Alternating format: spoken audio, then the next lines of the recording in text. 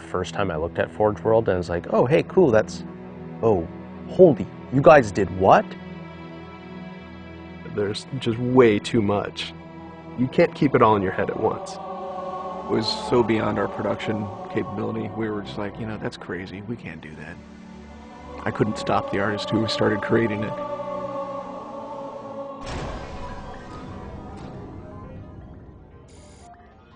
Forge is our editing tool that players can build their own maps. I mean, at its core, it's a map editor. We always had this vision right from the get-go, which is anyone can build anything. Giving the fans the tools, they can take it and run with it and make it their own. Forge World actually started as 5 separate maps. And I said, wouldn't it be cool if, like, you could play this and go over there and then play over there if you wanted? And Forge World was born.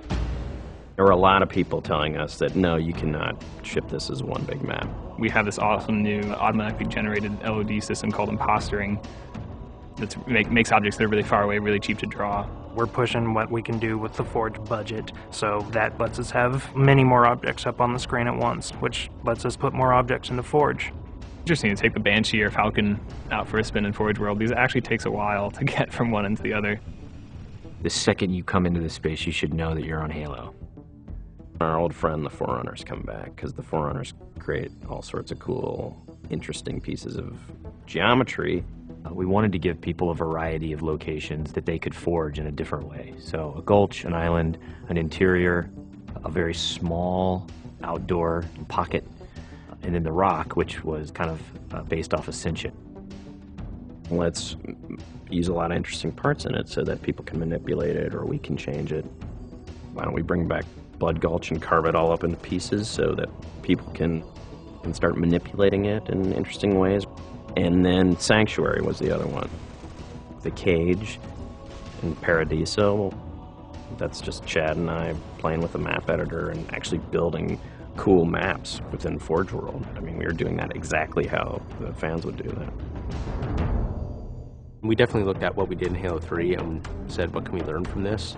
It's one thing to build just a stunning amount of map variants, but like nobody was expecting Forge art, I don't think. Like that was just a completely, whoa, what? The Rube Goldberg machines, yeah, those are everywhere. In Halo 3, it was cool that you could move things around, but it was still kind of clunky. And we're like, we have to make this better. What are some of the tricks that the community is using, and how can we make those not be tricks and just make those be tools? We took that stuff and made it like a real feature. There's normal, phased, and fixed. So normal is like Halo 3 style, you know, it bumps into stuff and you let it go and it falls to the ground and moves around and stuff. And fixed is the same thing, except when you let it go, it stays exactly where it was. And then phased is the coolest because it means that while you're editing the object, it's not actually interacting with the environment. You can put it through a wall, you can put it, you know, through other objects. Which changed everything for Forge, like immediately. It's much easier to build a Forge space. There's snaps and rotates and degrees and units that you can move things. You can be very precise.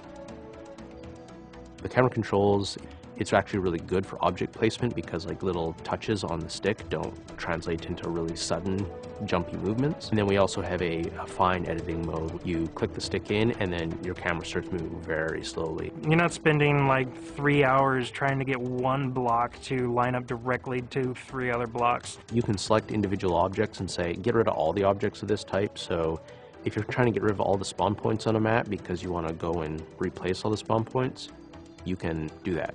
You can do custom colors. You can take these Forge pieces and say, hey, that's blue. So the blue base can truly look like the blue base. Reach's expanded sandbox includes new things like, you know, jetpacks. And if people want to build some sort of 3D map and really make use of the jetpack, they can do that now. Custom game options and Forge go together like peanut butter and jelly. You're able to do things with game types that people might not even expect. My favorite example is King of the Hill, where the warthog is the hill. I'm super excited to see what people do with it when it goes out, because there's so much crazy stuff in there that's amazing. We are shipping maps on the disc that we made in Forge ourselves. So The tools are there. If you have the time and the talent, you can make it. The community is just going to outstrip us and spank us. With the new tagging system, you can save a forged variant, you can post it to your file share, and then you can say, you know, sweet new map. Things that are good are downloaded by a lot of people and passed around to a lot of people, and that makes the really sweet stuff bubble up to the top. I'm looking forward to what the next big community game type is going to be. We realized that Reach was our swan song to Halo, and what better way to do that than to let people do what we've been doing all along, which is creating new cool maps. It's nice to go out with a bang, and this is a pretty big one.